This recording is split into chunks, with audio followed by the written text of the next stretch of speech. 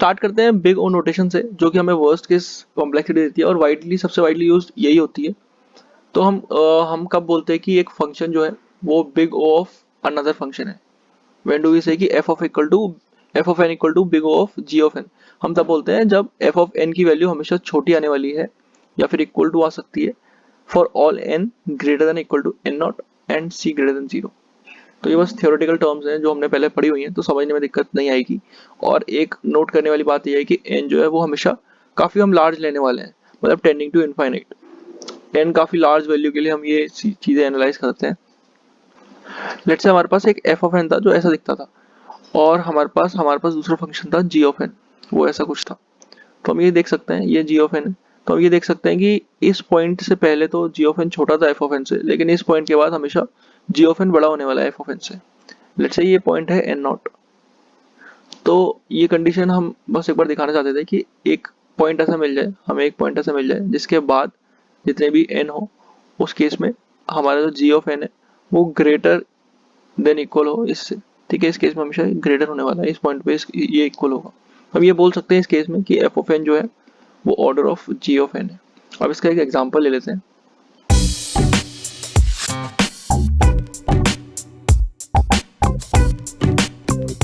सो हमने ले लिया कि एफ ऑफ एन 3n² + 4 और जी ऑफ एन n² + 9, और अब हमें देखना है कि ये चीज़ ट्रू है कि नहीं। तो ये चीज़ के लिए हम इसमें इसकी वैल्यू डाल देंगे। तो एफ ऑफ एन क्या है 3n² + 4 और जी ऑफ एन क्या है n² + 9। तो सी से मल्टीप्लाई करना है और ये चीज़ चेक करनी है कि ये चीज़ ट्रू है कि नहीं। तो हम ये चीज़ कब ट्रू होगी, अगर हम लेट्स से सी को इक्वल टू 4 लिख दें। सी को इक्वल टू 4 लिख दें तो ये हो जाएगा 3n² + 4 और ये बन जाएगा 4n² + 36। तो हम देख सकते हैं कि n अगर ग्रेटर देन इक्वल टू 0 आ रहा है, n हमेशा 0 से बड़ा होगा ये तो पता है, क्योंकि इनपुट साइज कभी नेगेटिव नहीं हो सकता। तो for every n we can say कि फॉर एवरी n ये चीज़ ट्रू होने वाली है। ठीक है, तो हम ये बोल सकते हैं कि एफ ऑफ एन जो है order of g of n है। मतलब एक तरह से हम बोल सकते हैं कि जो 3n² + 4 है वो है big O of g n, that is n² + 9। और स्टार्टिंग मैंने बोला था कि हम कॉन्स्टेंट्स को इग्नोर करते हैं क्योंकि n बहुत बड़ा होता है, तो हम ये बोल सकते हैं कि 3n² + 4 is ultimately big O of n²। Big O of n² का इसकी टाइम कॉम्प्लेक्सिटी। और इस केस में ये क्या दिखा रहा है, ये एग्जैक्ट बाउंड दिखा रहा है। ठीक है, तो मैंने एक एग्जांपल लेके बताया था कि 3n² + 4 ये क्या हो सकता है, ये O ऑफ n² है, तो इस केस में ये एग्जैक्ट बाउंड दिखा रहा है। बट स्टिल ये O ऑफ n³ भी है, ये O ऑफ n4 भी है। तो ये सारे जो एक्स्ट्रा चीजें हैं ना, ये सब दिखा रही हैं कि अपर बाउंड।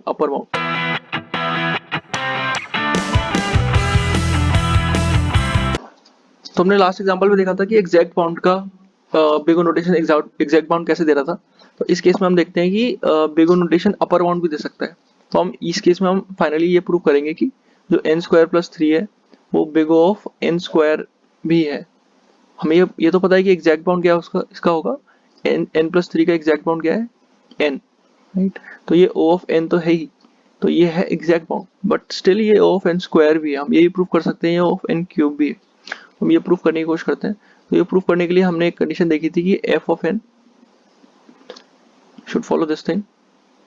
अगर हमें देखना है कि f of n equal to big O of g of n है कि नहीं, तो उसके इसके लिए कंडीशन हम देखी थी कि f of n should be less than equal to c into g of n for all n greater than equal to n not and all c and c greater than 0।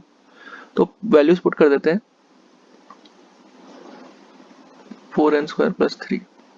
तो अगर आप c की value equal to 1 भी ले लोगे तो ये बन जाएगा n + 3 less than equal to 4n² + 3, जो कि वैलिड है for for n greater than 1 के लिए वैलिड है, n इक्वल टू 1 के लिए भी वैलिड है, n greater than equal to 1 के लिए वैलिड है, लेकिन 0 के लिए वैलिड, अच्छा 0 के लिए भी वैलिड है। तो n greater than equal to 0 के लिए वैलिड है, तो इस केस में n नॉट हो जाएगा अपना 0। तो ये ट्रू आ रहा है। ठीक है, ये ट्रू आ रहा है, इसका मतलब क्या है, हम बोल सकते हैं कि n + 3 equal to big O of 4n² + 3। और कॉन्स्टेंट्स को हम इग्नोर करने वाले हैं, इसको इग्नोर करने वाले हैं, इसको इग्नोर करने वाले हैं। तो अल्टीमेटली हमारे पास आ रहा है कि n + 3 equal to big O of n²।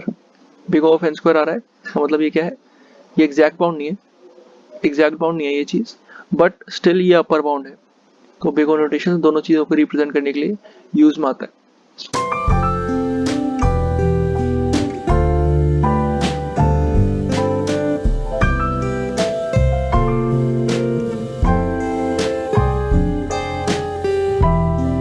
सो एक बार और एग्जांपल्स को देखें तो हम ये बोल सकते हैं कि n+3 3n² + 4 इसका एग्जैक्ट ऑर्डर क्या है? इसका एग्जैक्ट ऑर्डर है, अगर एग्जैक्ट ऑर्डर की बात करें तो O ऑफ n से रिप्रेजेंट कर सकते हैं, इसको O ऑफ n² से कर सकते हैं, इसको O ऑफ n से कर सकते हैं, ये O of n² exact bound की बात कर रहा हूँ, और ये क्या है O of log n। But अगर इसके अपर बाउंड की बात करें तो हम इन सब चीज़ों को एक ही कैटेगरी में भी डाल सकते हैं, जो कि O ऑफ n² है। ठीक है, ये सबका अपर बाउंड है, या फिर इन दोनों का एग्जैक्ट बाउंड है, इन दोनों का एग्जैक्ट बाउंड है, और इन तीनों का ये अपर बाउंड है। तो हम ये चीज़ ट्रू है कि ये सारे O ऑफ n² हैं।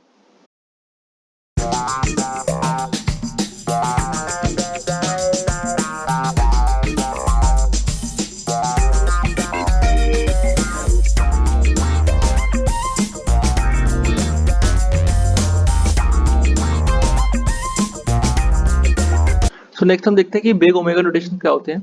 तो बिग ओमेगा नोटेशन हमने पहले पढ़े थे कि लोअर बाउंड रिप्रेजेंट करते हैं या फिर एग्जैक्ट बाउंड रिप्रेजेंट करते हैं। तो हम कब बोलते हैं कि एफ ऑफ एन जो है big omega of g of n है, तो एग्जैक्टली बिग ओ की तरह ही है, बस इसकी कंडीशन रिवर्स हो गई है, क्योंकि ये लोअर बाउंड दिखा रहा है तो ये साइन ऐसा हो गया है, पहले ऐसा था, और बाकी सब चीज़ सेम है। तो इसका एग्जांपल देखते हैं ग्राफिकली। तो लेट्स से कि मेरे पास एफ ऑफ एन कुछ ऐसा था कि एन के साथ ऐसे वेरी कर रहा था, और लेट्स से मेरे पास जी ऑफ एन ऐसा था, जी ऑफ एन। तो यहाँ पे ये मीट कर रहे हैं, उसको बोल देते हैं कि N not.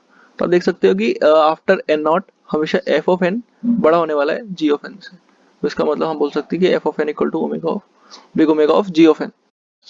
So last asymptotic notation पे आते हैं, जो कि है बिग थीटा नोटेशन। तो ये हमेशा एग्जैक्ट बाउंड देता है।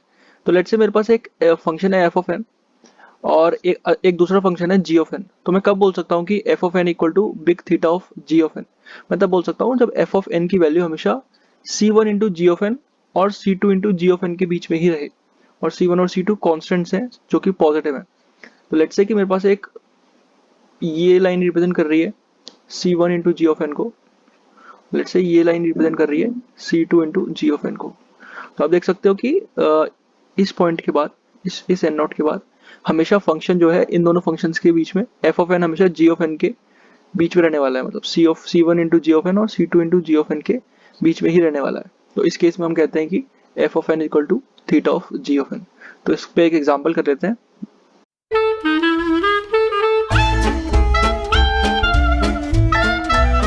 लेट्स से हमारे पास दो फंक्शंस है एफ ऑफ एन और जी ऑफ एन। तो एफ ऑफ एन है 3n² + 8 और जी ऑफ एन है n²।